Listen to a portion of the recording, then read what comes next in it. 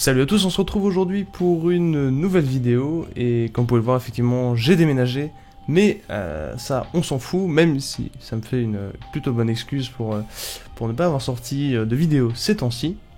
Mais qu'importe, aujourd'hui je voulais vous parler un petit peu de Coffee Lake, la prochaine 8ème génération de processeurs de chez Intel.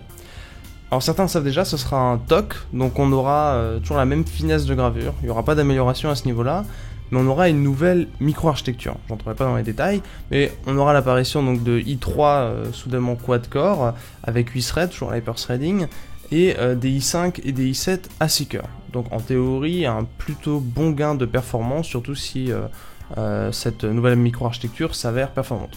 Mais il y a une annonce récente qui m'a un petit peu étonné, dans le mauvais sens du terme. Alors on savait déjà qu'on aurait toujours le même nombre de pins en fait au niveau du socket, qui sont en contact avec le processeur. Ce qui aurait pu laisser croire en fait que les Coffee Lake iraient sur les cartes mères actuelles en 1151, chipset 100 et 200, via une simple mise à jour du BIOS, comme ça avait été le cas avec les Kaby Lake qui peuvent se mettre sur une Z170 par exemple sans aucun problème.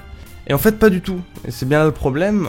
On aura en fait un socket 1151 V2, bizarrement, je sais pas pourquoi, un peu comme on aurait eu le 2011 V3, avec donc bizarrement une disposition électrique, apparemment des pins qui seraient différentes, qui ferait que si on met un processeur Kaby Lake sur du 1151 V2, en fait les pins ne servent pas la même chose et ça fonctionne pas du tout. Ce qui signifie que vous pourrez mettre vos cartes mères fraîchement achetées en Z270 à la poubelle en fait. C'est un peu ridicule, mais c'est comme ça. Donc on aura un passage à la caisse obligatoire, puisque si vous voulez passer faire un upgrade sur du Coffee Lake, vous devrez nécessairement acheter une nouvelle carte mère. C'est un peu dommage, je trouve, puisque ça aurait permis un upgrade simple et rapide, via une simple mise à jour du BIOS, avec à la clé un réel gain de performance, puisque les Coffee Lake s'annoncent au final assez prometteurs. Comme je vous le disais avant, avec ces i3 quad-core, ces i5 à 6 cœurs et ces i7 à 6 cœurs, de quoi potentiellement concurrencer Ryzen. Donc c'est le petit défaut que l'on peut relever pour l'instant, mais au moins, petit point positif quand même, les fabricants de cartes mères seront potentiellement contents, puisqu'ils pourront proposer une nouvelle gamme, avec des nouveaux chipsets, peut-être des nouvelles fonctionnalités aussi, qui sait. Mais d'un autre côté aussi, les clients, nous, on est un petit peu impactés par ça, et c'est un petit peu dommage.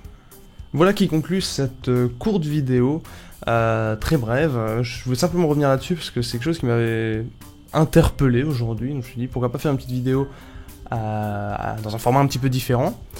Donc j'espère qu'elle vous aura plu. Si c'est le cas, n'hésitez pas à vous abonner, à laisser un petit pouce en l'air si ça vous a plu. Sinon vous pouvez évidemment dislike. Dans tous les cas, les commentaires sont là pour qu'on puisse débattre ensemble.